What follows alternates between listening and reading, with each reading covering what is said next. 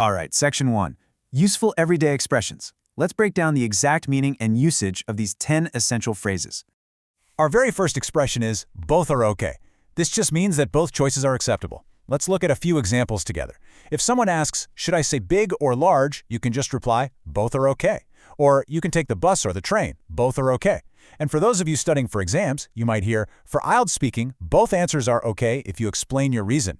Now, here's a great tip. Native speakers also frequently say, both are fine, or either one is fine. Next up, we have the phrase, I just got home. This simply means I arrived home a very short time ago. Look at these examples. Sorry for the late reply, I just got home. I just got home from work. Or, I usually relax for a few minutes after I just get home. The absolutely crucial tip to remember here is how we use the word just. Use just for something that happened very recently. So saying, I just got home or I just finished my homework sounds perfectly natural. Moving right along, we have it helps in many ways. This means it provides several different benefits. Let's look at the sentences. Learning English helps in many ways. Exercise helps in many ways, including improving health. And reading English books helps in many ways when preparing for IELTS. Now, if you are preparing for a test, here's a brilliant tip for you. This is a fantastic phrase to use for speaking part 3 when you need to introduce a list of benefits. Okay, let's look at our fourth expression. The definition here is pretty straightforward. This is my own opinion. For instance, I personally prefer studying in the morning. I personally think online courses are useful. I personally enjoy learning vocabulary through stories. This actually brings us to another excellent tip for IELTS speaking. Instead of just saying, I think, try using, I personally think. It makes your spoken English sound so much more natural and expressive. Our fifth phrase is, it's kind of a.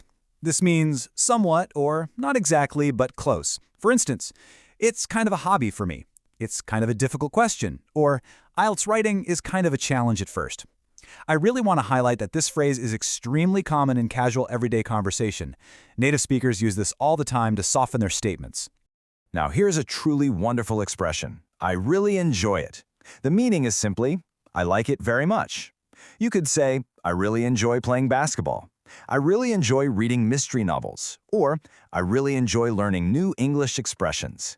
Notice that enthusiasm when you say it. And here's another great tip. This expression is so much more natural than repeatedly saying, I like it or I like it a lot. It shows you have a stronger grasp of vocabulary.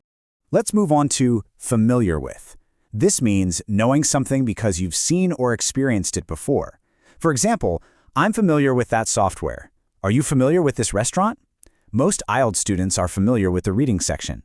Now, please pay close attention to the common mistake we have listed here. We always say familiar with it. We never say familiar to it, and we absolutely never say familiar about it. Always use with. Next is the phrase, focus on. This just means to give attention to something. Let's read the examples. You should focus on your goals. Let's focus on the main issue. Many students focus on grammar but forget vocabulary. If you're working on your writing skills, I want to let you know that this specific phrasing is highly useful when structuring an argument in IELTS Write and Task 2. It's just a great way to direct attention right to your main ideas. Our ninth expression is a time phrase, once a month or once a year. This means exactly what it sounds like, one time every month or year. Look at these sentences. I visit my grandparents once a month. The festival is held once a year. I take a full IELTS practice test once a month. The really helpful tip here is that you can build on this exact same pattern. It is incredibly common to say things like once a week, twice a week, or 3 times a month. And our 10th and final expression is, I'm very curious. This means I really want to know more. For example, I'm very curious about space. I'm very curious to see the results. Or, I'm very curious about how people become fluent in English.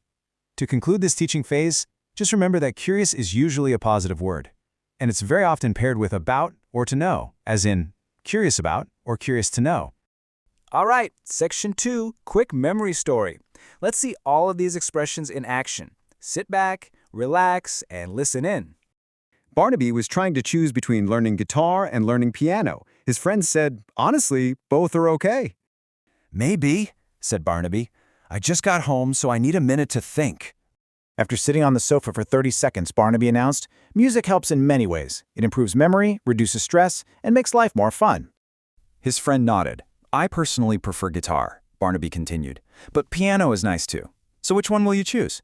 It's kind of a difficult decision. A week later, Barnaby started guitar lessons. To everyone's surprise, he practiced every day.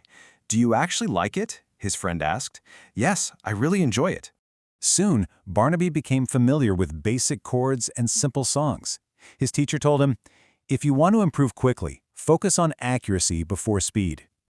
Barnaby tried his best. He performed at a small music event once a month, and each performance got a little better. One day, he saw a guitarist playing an amazing solo. Barnaby stared in amazement. "Wow," he said, "I'm very curious about how people become that good." His teacher smiled. "Keep practicing, and one day you'll find out."